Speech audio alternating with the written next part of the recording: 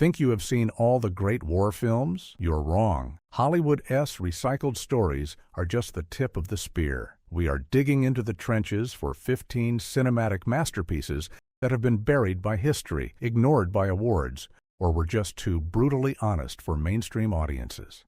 These are not the films everyone knows. These are the films that will change your entire understanding of war. Films so powerful and overlooked that discovering them feels like unearthing a secret history of cinema itself. Get ready to have your watch list completely revolutionized. The Steel Helmet, 1951. This low-budget grenade of a film was thrown directly into the face of the Korean War while the conflict was still raging. Directed by the legendary Samuel Fuller, a veteran himself, The Steel Helmet follows a hardened sergeant and a diverse ragtag group of soldiers behind enemy lines. Its raw, documentary-like feel was revolutionary, but its true bravery was in its content. It was the first American film to show a black soldier as a fully realized, competent character in an integrated unit, and it dared to depict the internment of Japanese Americans. The U.S. Army was so furious with its unvarnished portrayal, they actually considered interfering with the production. This film is a raw, unfiltered scream from a director who had been there, a piece of cinematic journalism that pulls no punches and deserves its place as a foundational text of the modern war movie. Fuller financed much of the film himself, shooting it in just 10 days, and that sense of urgent, desperate creativity is palpable in every frame. The dialogue is terse and cynical, the characters are weary and pragmatic, and the moral landscape is as murky as the Korean hillsides. It is a film that understands war not as a series of heroic charges, but as a dirty, confusing, and deeply personal struggle for survival, a theme that would echo through every great war film that followed it. The Ascent, 1977.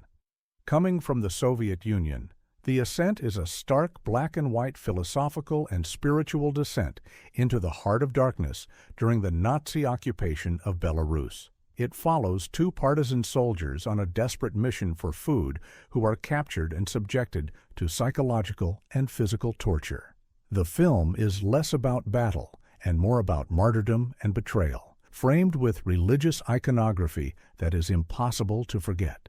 The cinematography is breathtakingly beautiful in its harshness, making the snowy landscape a character of its own, a pure white canvas against which the blackest acts of human cruelty. It is a devastatingly poetic and profoundly bleak meditation on what happens to the human soul when all hope is systematically stripped away. It is a companion piece to Come and See in its power, but remains a deeply hidden gem in the West. Director Larisa Shepitko uses the endless white of the snow to create a sense of existential void, where the only things that matter are the stark choices between collaboration. The film's final moments are a transcendent, almost unbearably moving conclusion that elevates the suffering of its characters to a spiritual plane, suggesting that in a world devoid of humanity, the only victory left is the purity of one's own sacrifice. The Ascent is not just a war film, it is a religious experience. The Human Condition, I, No Greater Love, 1959. This is the first part of a monumental 9.5-hour Japanese epic, a film so vast in its scope and so punishing in its moral inquiry that it is almost a rite of passage for serious cinephiles.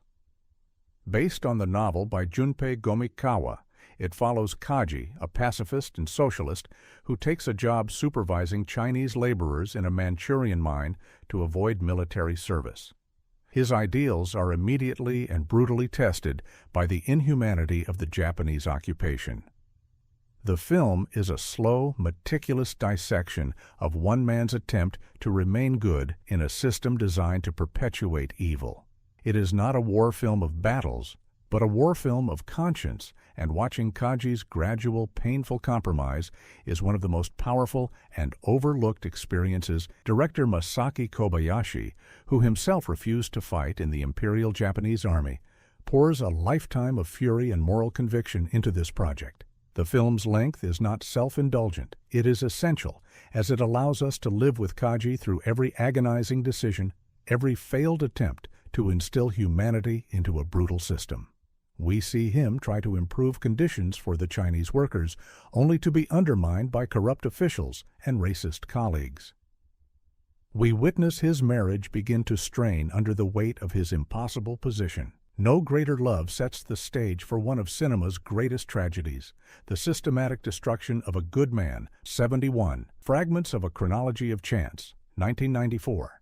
This Austrian film from director Michael Haneke is a cold, clinical, and brilliant deconstruction of the roots of violence in a disconnected modern world, using the backdrop of the Yugoslav wars. The film presents 71 seemingly unrelated fragments of life in Vienna, from a young Romanian boy illegally immigrating to a stressed bank clerk, to news reports of the war flickering on televisions in the background. These fragments slowly accumulate, building an unbearable tension that culminates in a shocking act of violence. Haneke argues that the war is not a distant event, but a symptom of a global sickness, a pervasive alienation that connects a bullied child to a soldier in a trench. It is a difficult, demanding, and intellectually ferocious film that will haunt you for weeks. Haneke's signature style, which would later be perfected in films like Merry Christmas, Mr. Lawrence, 1983. This is a war film that defies every convention. Directed by Nagisa Oshima, it stars David Bowie and Takeshi Kitano in a story set in a Japanese POW camp that is less about escape and more about a violent clash of cultures, honor, and repressed homoeroticism. The central conflict is the obsessive, unexplainable relationship between a rebellious British prisoner and the camp's commanding officer. The film is famous for Ryuichi Sakamoto's stunning electronic score. It completely ignores the traditional mechanics of a POW film, offering no clever plans for freedom, instead focusing on the incomprehensible bonds that form between captor and captive. It is a strange, beautiful, and tragic film about the impossibility of understanding across an unbridgeable cultural divide. Bowie, in a performance of mesmerizing androgynous power, represents a kind of Western individualism that is utterly alien to the Japanese code of collective honor and duty. His defiance is not strategic, it is existential, and it fascinates and infuriates the camp commander, played by Ryuichi Sakamoto himself. In a supporting role, a young Takeshi Kitano delivers a performance of startling subtlety, his famously stoic face hinting at a deep, unspoken empathy. The film's title, spoken in a moment of poignant, hard-won connection, is one of the most emotionally resonant lines in cinema. Merry Christmas, Mr. Lawrence is less about the politics of war and more about the prison of the self, Burnt by the Sun, 1994. Winner of the Oscar for Best Foreign Language Film, this Russian masterpiece is a devastatingly intimate portrait of Stalin's Great Purge as it devours its own heroes. Set during a single idyllic summer day in 1936, it follows a revered Red Army hero, Sergei, enjoying a peaceful time with his family at their dacha. The sun-drenched tranquility is shattered by the arrival of a mysterious figure from Sergei's past, a man who represents the creeping terror of the NKVD. The film is a slow-burning fuse, where the true horror is not in battle, but in the smiling, bureaucratic face of a state turning against its most loyal citizens. The final moments are among the most heartbreaking and politically courageous ever committed to film. A stark reminder that the most brutal wars are often the ones fought at home, against your own people. Director and star Nikita Mikhalkov creates an almost unbearable contrast between the lush, golden beauty of the countryside and the cold, gray fear that slowly seeps into the frame. The film is filled with symbols of a vanishing world, from the hot air balloon Sergei flies to the old family home itself. The villain is not a snarling monster, but a sleek, polite, and deeply traumatized man, Overlord 1975. A haunting and poetic fusion of archival footage and narrative filmmaking, Overlord follows a young, everyman British soldier from his call up to his death on the beaches of D-Day. The black and white cinematography is stunning, seamlessly blending staged scenes with real images from the Imperial War Museum to create a dreamlike, fatalistic tone. You are not watching a story of heroism, but a chronicle of a gentle soul being processed by an inexorable machine. The film is less about the action of war and more about the anxious, eerie calm before the storm, the feeling of a normal life being slowly swallowed by the shadow of a vast, impersonal historical event. It is a beautiful, sad, and deeply artistic film that stands in stark contrast to the gritty realism of Saving Private Ryan. The protagonist, Tom, is not a warrior. He is a boy, dreaming of a girl back home, awkward in his uniform, and terrified of what is to come. His journey is one of passive acceptance, a quiet tragedy unfolding in training camps and troop transports.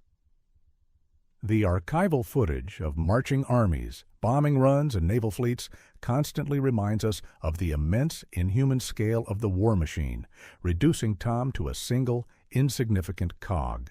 The film's most powerful sequences are Tom's dreams, surreal visions of drowning and falling that express his subconscious terror far more effectively than any dialogue could. Overlord is a war film as an elegy, a somber and lyrical meditation on the millions of individual lives that were extinguished by the grand narrative of history. The Siege of Jadotville, 2016. This Netflix film tells the incredible true story of the Irish A Company, a group of 150 UN peacekeepers sent to the Congo in 1961, who found themselves surrounded and besieged by thousands of Katangese and European mercenary troops. Despite being outrageously outnumbered and outgunned, the Irish soldiers held their position for 5 days, inflicting heavy casualties without a single fatality of their own. Yet, upon their eventual relief, they were shamefully branded as cowards by the UN and their own government. The film is a brilliant, infuriating rectification of history, a thrilling action piece that also serves as a damning indictment of political betrayal. It is a modern masterpiece of the genre that somehow flew completely under the radar. The film masterfully builds the tension from the initial political maneuvering to the relentless, multi-pronged assaults on the Irish position. The combat sequences are crisp, chaotic, and brilliantly staged, showing the ingenuity and discipline of the Irish soldiers as they adapt to an impossible situation. The performance of Jamie Dornan as Commandant Pat Quinlan is a study in quiet, resolute leadership, but the film's true power lies in its aftermath, in the gut-wrenching betrayal the men face upon their return. They were not celebrated as heroes, but quietly dismissed, and their incredible stand was erased from official records to save the UN from embarrassment. The Siege of Jadotville is a vital film because it is not just about a battle. It is about the fight for memory itself, a fight to reclaim honor from the jaws of political expediency. It is a thrilling and profoundly important story that finally received the cinematic treatment it deserved. Johnny Got His Gun, 1971. This is the ultimate anti-war statement, a film so radical in its pacifism that it was suppressed for years. Directed by its star, Dalton Trumbo, who was blacklisted in Hollywood, it tells the story of Joe Bonham, an American soldier in World War I, who wakes up in a hospital bed. He has lost his arms, legs, face, eyes, ears, and mouth. He is a conscious mind trapped inside a prison of his own flesh, unable to communicate with the outside world. The film alternates between his horrific present and his idyllic memories, creating an almost unbearable tension. It is a terrifying, claustrophobic, and emotionally shattering experience that argues with every frame that there is no glory in war, only mutilation and a living death. Its power is undiminished today. Trumbo uses every cinematic tool at his disposal to put us inside Joe's head. The sound design is a nightmare of muffled, distorted noises and the terrifying silence of his own isolation. The black and white cinematography for his present life is harsh and clinical, while the memories are bathed in a warm, golden, almost painfully beautiful light. The film's central question is horrifying in its simplicity. What is the value of a life that has been reduced to pure thought? To a soul screaming in a void? Joe's desperate attempts to communicate, first by banging his head against the pillow in Morse code, become one of the most suspenseful and heartbreaking narratives ever filmed. Johnny Got His Gun is not a movie you enjoy. It is a movie you endure, a journey into the absolute outer limits of human suffering, and a polemic so ferocious it threatens to burn away all romantic notions of patriotic sacrifice. The Unknown Soldier, 2017. While a national event in Finland, this film is largely unknown elsewhere, and that is a cinematic crime.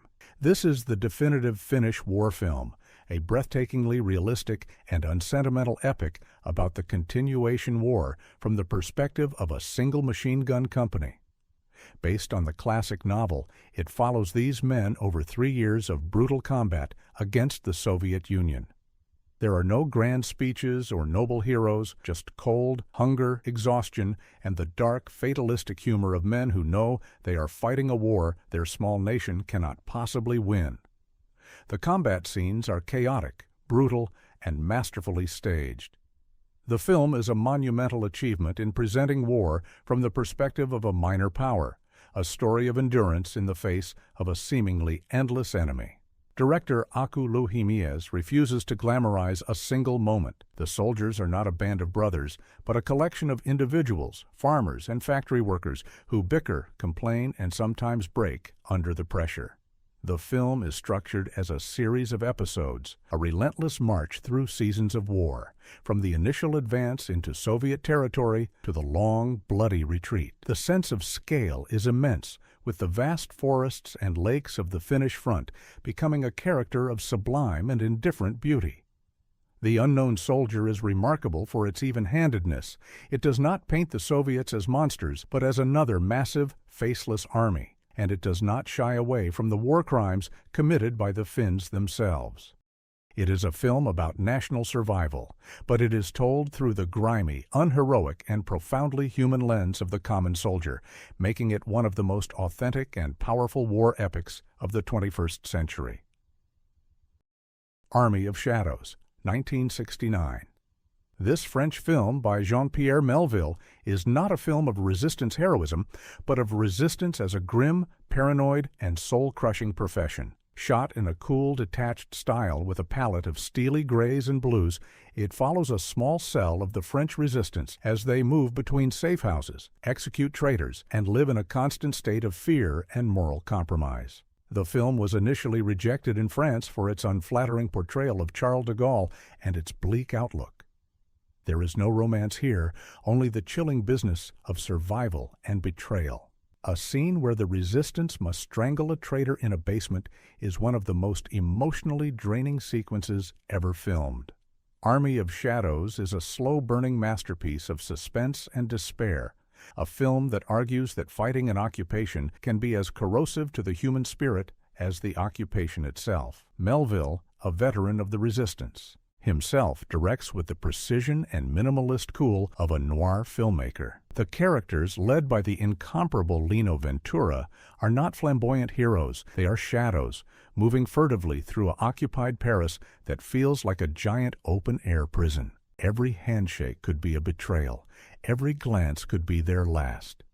The film's most powerful moments are not of action, but of unbearable tension, an endless wait for a Gestapo interrogation, a desperate escape from a prison camp, a silent, tearful farewell. Army of Shadows portrays the resistance not as a glorious crusade, but as a necessary, dirty, and ultimately tragic duty that requires its members to sacrifice not just their lives, but their very humanity. It is a cold, brilliant, and devastatingly honest film that stands as the ultimate antithesis to the romanticized myth of the freedom fighter. The Burmese Harp, 1956. This Japanese film is a quiet, profoundly spiritual, and anti-war masterpiece. It follows a Japanese soldier, Mizushima, in Burma at the end of World War II, who becomes separated from his unit. He disguises himself in a monk's robes to survive and stumbles upon a horrific sight, the unburied corpses of his fallen comrades. He then makes a momentous decision to stay in Burma and devote his life to giving these forgotten soldiers. The film is a heartbreaking meditation on duty, pacifism, and the universal need for compassion, even for one's enemies. It is not a film of action, but of reflection, a beautiful and sorrowful poem about one man's attempt to atone for the sins of war through a single, humble, and endless act of kindness. Director Kon Ichikawa films the lush Burmese landscape with a reverent eye, creating a stark contrast between the natural beauty of the world and the man-made horror of war. The story is framed by the letters of Mizushima's former comrades who have returned to Japan and can only wonder at the fate of their friend, their plaintive songs serving as a Greek chorus of loss and longing. Mizushima's transformation from a soldier to a monk is not presented as a sudden epiphany, but as a gradual, painful awakening to a higher calling. He realizes that the true battle is not against the British, but against the indignity of death, against the forgetting of the fallen. The Burmese Harp is a film of immense gentleness and overwhelming sadness, a plea for peace that is all the more powerful for being whispered rather than shouted. It argues that the only true victory in war is the salvation of one's own soul, and that this salvation can only be found in the service of others, even in death. A Soldier's Prayer, 1961. The final chapter of Masaki Kobayashi's epic trilogy is perhaps the greatest, most devastating war film ever made that nobody talks about. Our protagonist, Kaji, is now a broken man, conscripted into the Imperial Japanese Army and witnessing firsthand its bottomless cruelty and incompetence. As the Soviet Union declares war and invades Manchuria, the Japanese army collapses into a chaotic, bloody rout. Kaji leads a small band of survivors on a desperate, hopeless trek to escape. All the while, his humanity is tested to its absolute limit.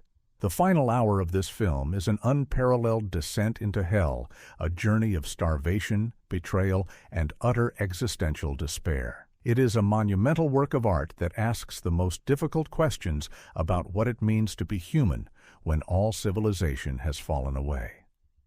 To watch the human condition in its entirety is to undertake a profound moral and emotional journey, and its final moments will leave you shattered, staring into the abyss of war's ultimate cost, the human soul itself. This film is the crushing culmination of Kaji's 9-hour odyssey. The idealistic pacifist we met in the first film has been stripped away, layer by layer, by forced labor, military brutality, and the sheer indifference of a world at war. In A Soldier's Prayer, he is no longer trying to change the system.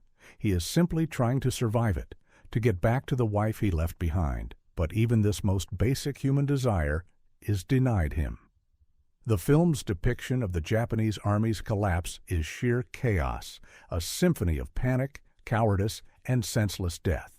Kaji, in a final desperate act of defiance, tries to maintain a shred of decency, to protect the weak and hold on to some semblance of his ideals. But the world has become too monstrous. The final scenes, as he stumbles alone across a vast, empty landscape, are some of the most powerful ever filmed. He is a ghost, a whisper of a man, his body and spirit completely broken.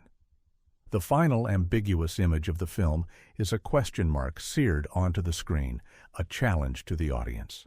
What is left of a man after he has passed through the fire? The human condition does not provide easy answers. It is a relentless, punishing, and uncompromising work of genius, a cathedral of cinema built to house one of the most tragic and important stories ever told. It is not just the greatest war movie nobody talks about. It is one of the supreme achievements of the art form. So there you have it, 15 films that deserve to be shouted from the rooftops, not whispered in cinephile circles. Now I need to know from you. Which one of these hidden masterpieces are you going to hunt down first? And this is the question that has to be asked.